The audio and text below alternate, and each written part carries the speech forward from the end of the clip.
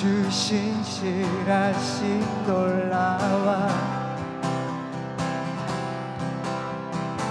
죄인의 마음 흔드네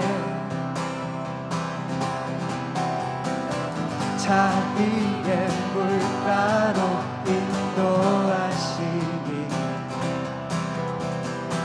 그 무엇도 끊지 못해 주여 기억하소서 주여 기억하소서 주 백성 자녀들 진실한 주님의 약속 주님의 은혜 주님의 은혜 내게 넘치네 나를 향한 주 은혜 주님의 은혜 주님의 은혜 내게 넘치네 나를 향한 주 은혜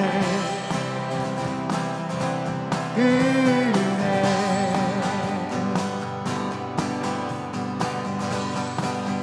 공의와 사랑 놀라와 공의와 사랑 놀라워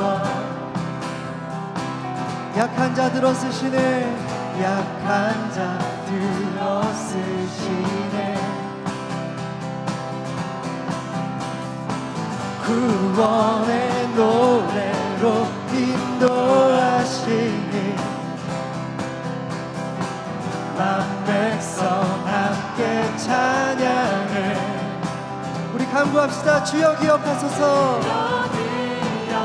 하소서 주 백성 자녀들 진실한 주님의 약속 주님의 은혜 주님의 은혜 내게 넘치네 나를 향한 주 은혜 주님의 은혜 주님의 은혜 내게 넘치네 나를 향한 주 은혜 주여 기억하소서 주여 기억하소서 주 백성 자녀들 진실한 주님의 약속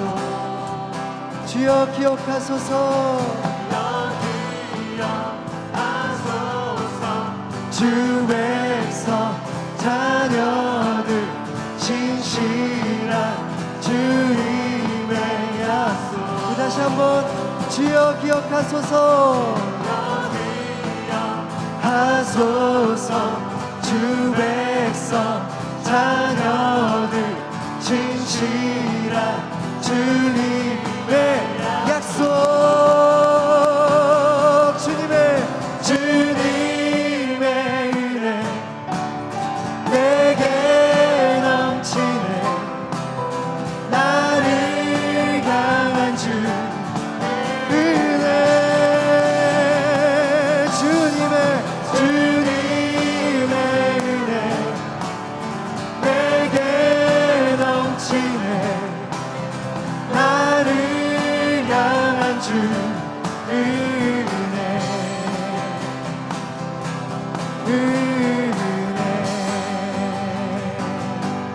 기뻐하며 함께 노래 부르리 소리 높여 할렐루야 부르리 주님 앞에 나와 찬양들 우리 주님과 함께 기뻐하리라 나의 창조자 나의 구원자 가장 귀한 나의 예수님 찬양합니다 나의 치료자 나의 선한 목자 되신 주 예수 나의 주 찬양하리. 다시 한번 기뻐하며 함께 기뻐하며 함께 노래 부르리 소리 높여 할렐루야 부르리 주님 앞에 나와 찬양 부르며 우리 주님과 함께 기뻐하리라.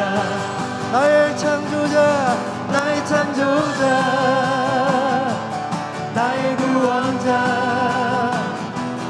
가장 귀한 나의 예수님 찬양합니다. 나의 치료자 나의 선한 목자 되신 주 예수 나의 주 찬양하리. 나의 창조자 나의 창조자 나의 구원자 나의 구원자 나의 예수님 찬양합니다. 나의 치료자 나의 선한 목자 되신 주 예수 나의 주 찬양하리. 할렐루야. 우리의 찬양을 받으시는 주님 우리의 기쁨을 받으시는 주님 모든 영광과 찬양과 존귀를 받아 주시옵소서. 할렐루야 할렐루야. 내는 주의 영광을 보니 우리 가운데 계신 주님 그 빛난 영광 온 하늘 덮고 그 찬송 온 땅 가득해 내 눈 주의 영광을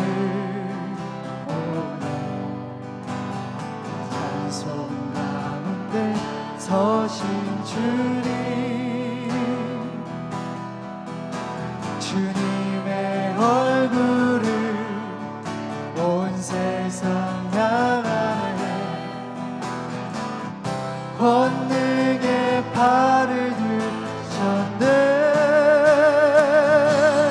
주의 영광 이곳에 가득해 우린 선해 주님과 함께 찬양하며 우리를 전진하리 모든 열방 죽을 때까지 내는 주의 영광을 주의 영광을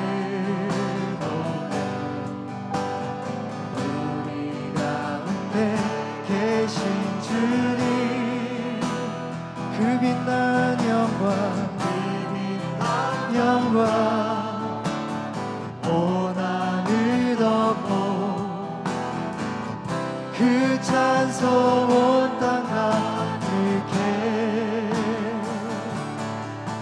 내는 주의 영광을 찬송 가운데 계신 주님 주님의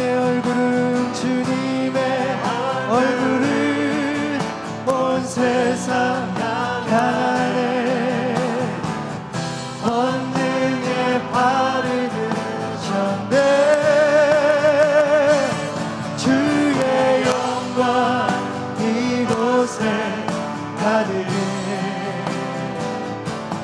우린 선해 주님과 함께 찬양하며 우리는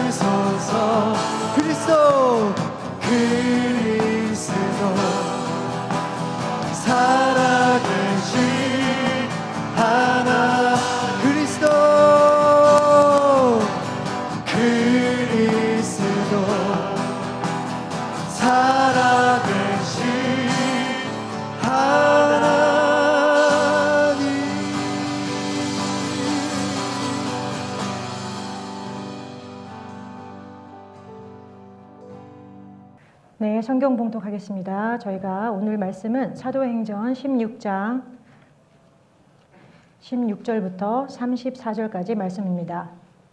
사도행전 16장 16절에서 34절까지입니다. 제가 가지고 있는 성경으로는 신약 215면에 있습니다. 다 같이 봉독하겠습니다.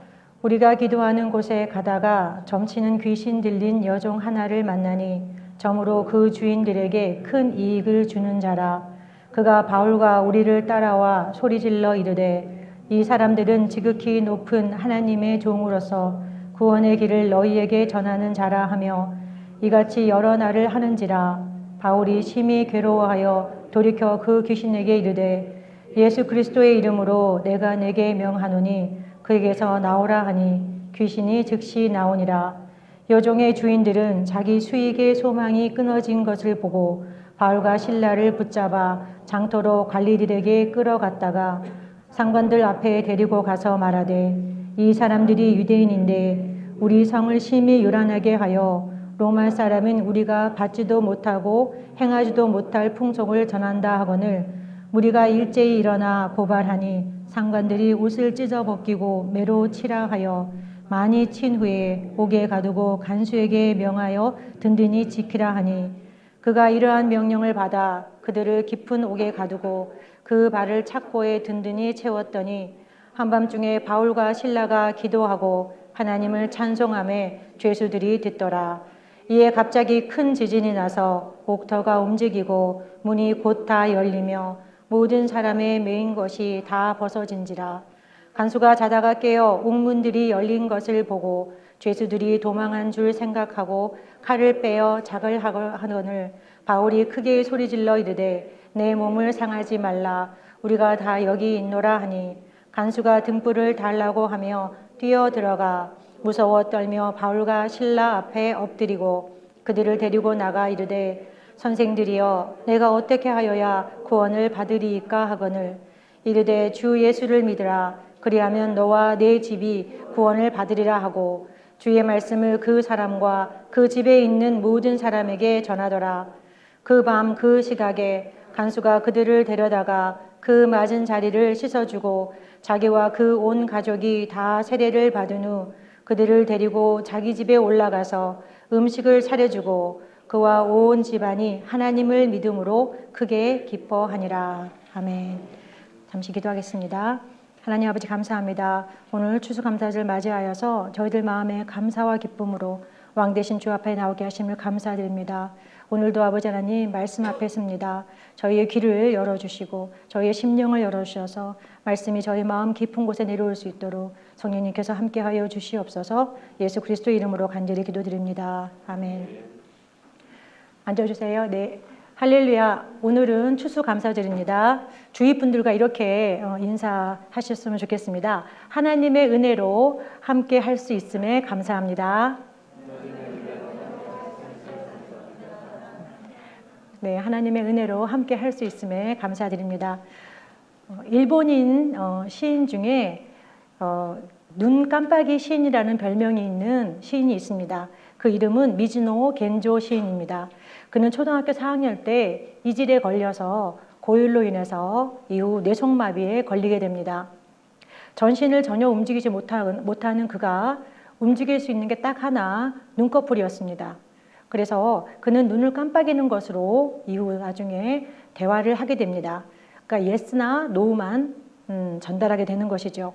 그러나 하나님께서는 이 미즈노 겐조 이 시인에게 두 사람을 붙여주었습니다. 바로 그의 어머니와 그리고 미야오라는 목사님이셨습니다.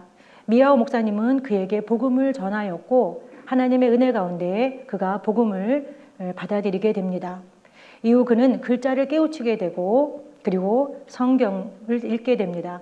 성경 속에서 자신의 삶의 의미를 발견하게 됩니다.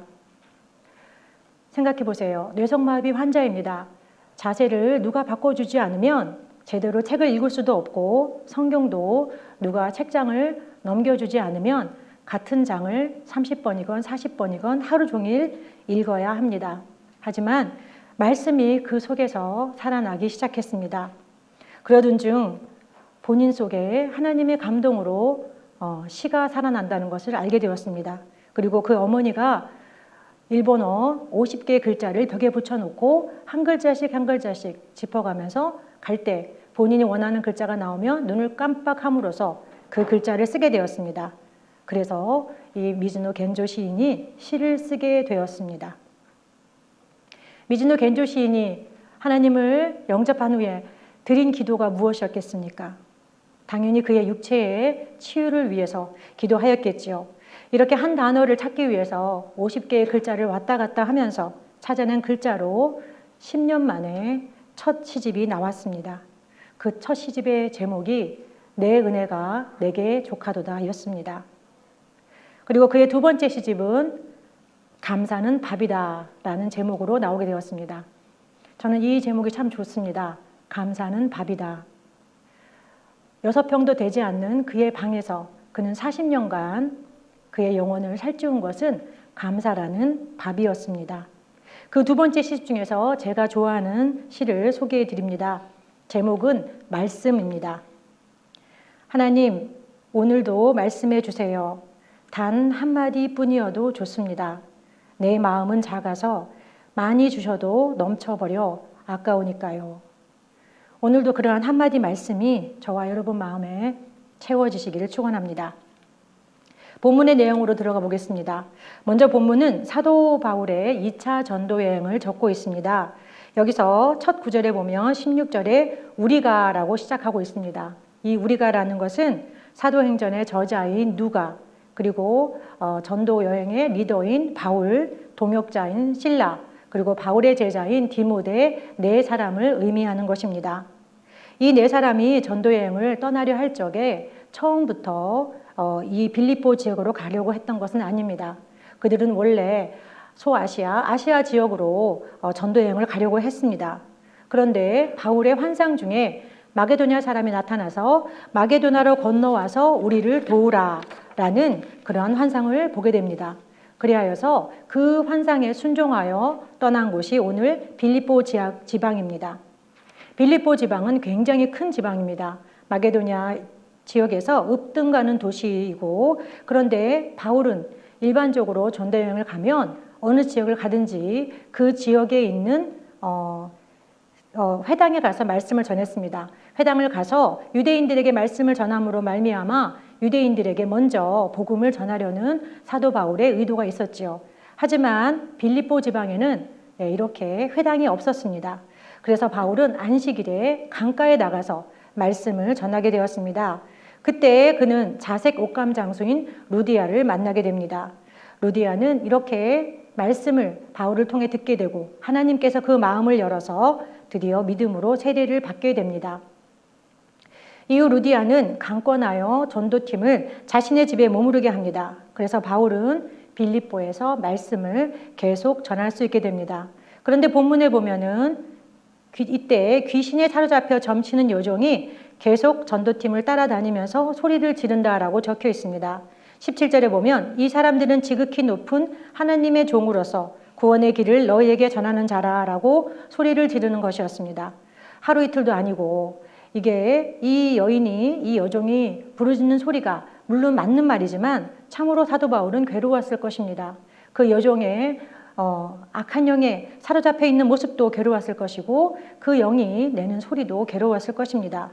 그래야 마침내 사도 바울은 그 귀신을 예수 그리스도의 이름으로 쫓아내버렸습니다. 여종이 제정신이 들었습니다. 참으로 감사한 일이지만 문제는 귀신 들렸을 때에 신통력이 사라져서 더 이상 돈벌이가 되지 않자 그의 주인들이 사도 바울과 실라를 붙잡아서 고발한 것입니다. 그들을 데리고 관원들에게 데리고 갔고 그들은 도시를 소란하게 한다는 누명까지 쓰고서는 로마 관원에게 옷도 찢기고 매도 많이 맞게 되었습니다. 23절에 보면 매질을 많이 한 후에 감옥에 가두고 간수에게 단단히 지키라고 명하였다 하였습니다. 이제 사도 바울은 깊은 감방에 갇히게 되었습니다. 그의 발에는 무거운 착고가 차이게 되었습니다. 이때의 감방들은 대개 지하에 있었습니다. 그러므로 빛 하나 들어오지 않는 그러한 지하의 어둠 속에서 사도 바울은 무엇을 생각하였을까요? 저희가 나누었듯이 사도 바울이 빌립보 지방에 이른 것은 하나님의 뜻에 순종해서 이르렀기 때문입니다. 그리고 근본적으로는 그의 이러한 고난은 그가 복음을 전하다가 핍박을 받는 것입니다. 이렇게 저희 역시 하나님의 일을 하다 보면 오히려 하나님의 일을 하기 때문에 당하는 고난이 있습니다. 이번에 저희가 트리니티 신약이 맞춰졌잖아요. 시험들을 다들 열심히 치셨는데 신약 시험 문제 중에서 박해를 받는 사람은 누구인가 라는 질문이 있었습니다. 그 답이 무엇이었죠? 기억나십니까? 네? 그리스도 안에서 경건하게 살고자 하는 자는 박해를 받는다라고 되어 있었습니다. 예, 심령이 가난한 자는 천국이 저희 것이다. 이죠. 예, 괜찮습니다. 벌써 시험이 지나갔기 때문에 네, 괜찮습니다. 예, 그래서 그리스도 안에서 경건하게 살고자 하는 자는 박해를 받는다. 이게 답이었습니다. 저희가 대충 세상과 타협을 하면 쉬울 수 있습니다. 그런데 믿음이 있게 그렇게 살 수 없는 자들에게는 이 세상은 참으로 힘든 곳일 수 있습니다. 내가 지금 당하는 고난은 그렇다면 과연 이렇게 경건하게 살고자 하는 하나님의 뜻 안에서의 고난입니까? 아니면 나의 욕심을 따라가다가 생겨나는 고난입니까? 하나님 앞에서 나의 고난을 직면해 보아야 할 것입니다. 그런데 이렇게 절망 가운데 있던 두 사람이 무엇을 하였나요? 다 같이 25절로 가보겠습니다. 25절을 읽어보겠습니다. 한밤중에 바울과 실라가 기도하고 하나님을 찬송하며 죄수들이 듣더라. 그렇습니다. 바울과 실라는 기도하고 하나님을 찬송하였습니다. 언제요? 한밤중이었습니다. 이 한밤중이란 말이 물리적인 시간으로 정말 가장 어두운 시간일 수도 있지만 또한 바울과 실라가 처한 상황이 이렇게 깜깜하다는 것을 나타내는 말은 아닌가 싶습니다. 이제 희망이 사라졌고 내일 우리의 목숨이 교수형에 처할지 아무것도 모르는 아주 절망적이라는 것입니다. 지하 감옥에서 한밤중이면 더 앞이 보이지 않겠죠. 이후에 보면 간수가 등불을 달라고 하고 그리고 감옥에 뛰어듭니다. 그 정도로 감옥 안은 빛 하나도 없는 그러한 곳이었습니다. 그런데 바로 그러할 때 내 삶에서 모든 희망이 사라졌다 생각되어졌을 적에 바울과 실라는 찬양하였습니다. 아니, 찬양 전에 기도하였습니다. 하나님을 찾은 것이고 하나님을 다시 붙든 것입니다. 과연 바울이 드린 기도는 무엇이었을까요? 저는 그의 기도가 바로 감사의 기도였다고 믿습니다. 처음에 그는 맨바지 자국이 아파서 신음만 내었을 것입니다. 순종하였더니 어떻게 이렇게 되었나? 내가 전한 복음은 어찌 될 것인가? 나의 전도 여행은 어떻게 될 것인가? 마음이 심란하기도 하였을 것입니다. 그러나 사도 바울은 그 어두운 흑암 속에서 믿음의 빛을 보았습니다. 그러하게 그의 기도는 결국 감사의 기도로 귀결된 것입니다. 자신의 고난이 복음을 전하기 위한 고난이란 것, 즉 하나님의 뜻 가운데에 허락된 고난이라는 것이 그에게는 힘을 주는 그러한 시간이었습니다. 그리고 마침내 두 사람은 다시 한번 하나님의 신실하심을 붙잡고 찬양할 수 있게 된 것입니다. 빛 하나 없는 어두운 감옥에서 찢어진 몸으로 그리고 갈라진 목소리로 드리는 찬양. 그런데 성경은 그 찬송을 주변의 죄인들이 들었다고 합니다. 어떻게 보면은 살다 보면 이렇게 상황이 나를 감옥같이 올가매고 있을 때가 있습니다. 건강이 무너졌을 적에, 가정에서 경제적인 상황이 어려워졌을 적에, 자녀들이 어긋날 때, 여러 가지 관계들이 힘들어질 적에, 나의 앞길을 알 수 없을 때, 그때 우리는 무엇을 하여야 할까요? 바로 그때 정말 내 힘이 이렇게 바닥으로 내 힘에 아무런 소망이 없을 적에 내 힘으로 할 수 없기에 하나님만을 구하며 하나님의 전능하심을 선포하는 예배로 나아가야 될 것입니다. 고난 가운데서 소리내어 하나님의 살아계심을 찬양하고 하나님께 메어드릴 때 하나님께서 역사하십니다. 그리고 그러한 예배의 모습이 바로 믿지 않는 이웃에게 큰 도전이 되는 것입니다. 이제 26절을 다 같이 읽어보겠습니다. 이에 갑자기 큰 지진이 나서 옥토가 움직이고 문이 곧 다 열리며 모든 사람의 매인 것이 다 벗어진지라. 아멘이죠. 예, 이것이 바로 믿음으로 드리는 예배의 위력이라고 저는 믿습니다. 그들의 기도와 찬송 소리에 하나님께서 그의 능력을 드러내셨습니다. 큰 지진이 나고 옥토가 움직이더니 문이 다 열려서 모든 사람이 다 풀립니다. 그리고 이때 이러한 되어진 것에 깜짝 놀라 자다가 깬 간수가 허겁지겁 그것을 보고 아, 이제 나는 죽었구나. 모든 죄수가 다 도망갔구나 여겨서 자결하려고 합니다. 바울이 이것을 큰 소리로 막았고 하나님의 영광을 목도한 모든 죄수들이 도망가지 않았다라고 그를 안심시켰습니다. 이후 간수는 이 놀라운 기적 앞에 사도 바울 앞에 엎드려 구하게 되고 그리고 그의 가족과 그가 복음으로 구원을 받게 되는 것입니다.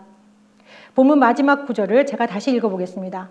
그 밤 그 시각에 간수가 그들을 데려다가 그 맞은 자리를 씻어주고 자기와 온 가족이 다 세례를 받은 후 그들을 데리고 자기 집에 올라가서 음식을 차려주고 그와 온 집이 하나님을 믿음으로 크게 기뻐하니라. 복음을 받아들인 간수와 그 가족들이 세례를 받고 하나님을 믿음으로 말미암아 크게 기뻐하였다라고 적혀 있습니다. 오늘 본문을 짧은 구절이지만 본문에 보면 사도 바울이 있는 곳마다 구원의 역사가 일어납니다. 귀신 들린 여종이 자유함을 얻었고 다른 죄수들이 풀려났으며 간수는 간수의 가족과 모두가 다 구원을 받게 됩니다. 고린도후서 1장 6절에 보면 사도 바울의 고백이 나옵니다. 우리가 환난 당하는 것도 너희가 위로와 구원을 받게 하려는 것이요 우리가 위로를 받는 것도 너희가 위로를 받게 하려는 것이니 이 위로가 너희 속에 역사하여 우리가 받는 것 같은 고난을 너희도 견디게 하려 함이라. 이 구절을 보면 사도 바울은 자신이 받는 환난을 말미암아 새로운 구원의 길이 열리는 것을 선포합니다. 그러한 과정에서 하나님의 놀라운 위로를 간증하고 있고 그가 받은 것과 같은 고난에 참여하는 성도들도 그 위로로 말미암아 견디게 된다고 선포하고 있는 것입니다. 바로 이 말씀처럼 바울과 실라가 감옥에 갇힌 환난으로 말미암아 죄수들과 간수와 그의 식구들이 다 구원의 반열로 올라가게 되는 것입니다. 오늘 2부 예배 때 은혜동산 다녀오신 남자 성도님들께서 특송을 하셨습니다.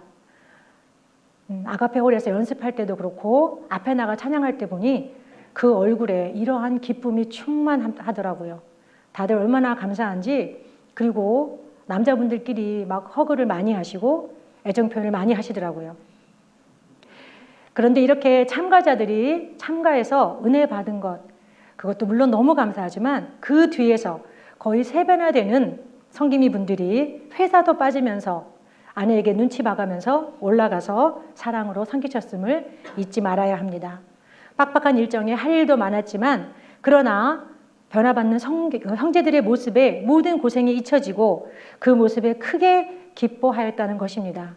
이것이 참 감사의 모습이 아닌가 싶습니다. 같이 수고하고 하나님 나라를 이룸에 있어서 주님께 쓰임받을 수 있음에 심령 깊은 곳에서 감사가 올라오는 것이지요. 감사에는 3가지 그러한 단계가 있다고 합니다. 첫 번째 감사는 if, 조건부죠. if, 뭐뭐 해주시면 감사할게요. 예, 저희 아이들이 어릴 때 참 많이 하더라고요. 엄마 이거 사주면 내가 사랑할게. 예, 이렇게 많이 하더라고요. 두 번째는 because입니다. 뭐뭐 하기 때문에 하나님께서 나를 건강하게 하셨기 때문에 내가 무엇이 이루어졌기 때문에 드리는 그러한 감사입니다. 마지막 단계의 감사는 in spite of, 뭐뭐에도 불구하고 그럼에도 불구하고 드려지는 감사인 것입니다.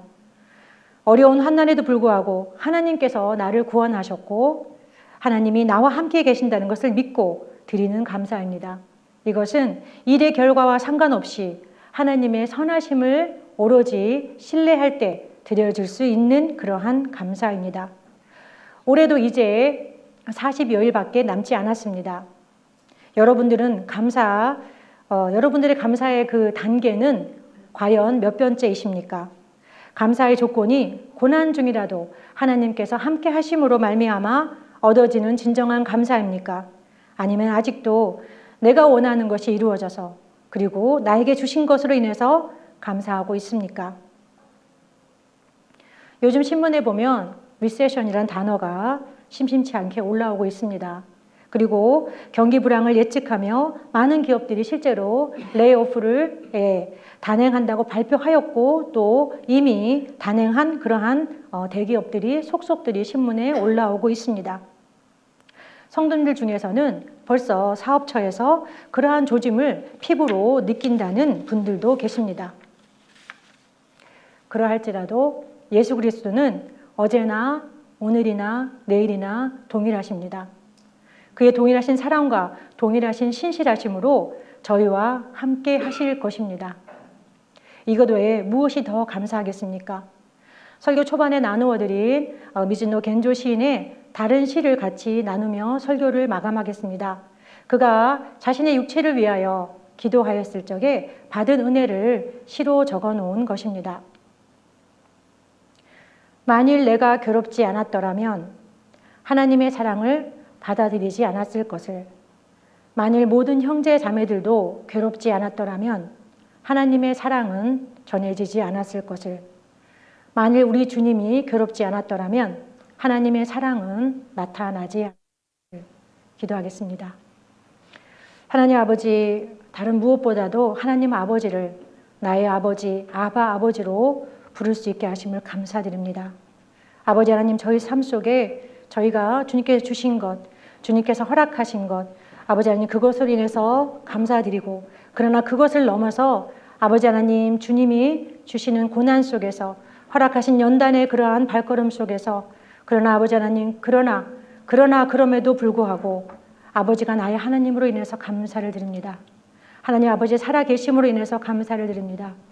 내 코에 아직도 호흡이 있고, 그리하여 나를 이렇게 부족한 나를 하나님의 뜻 가운데 하나님 나라를 위하여 쓰임을 받게 하심을 감사드립니다.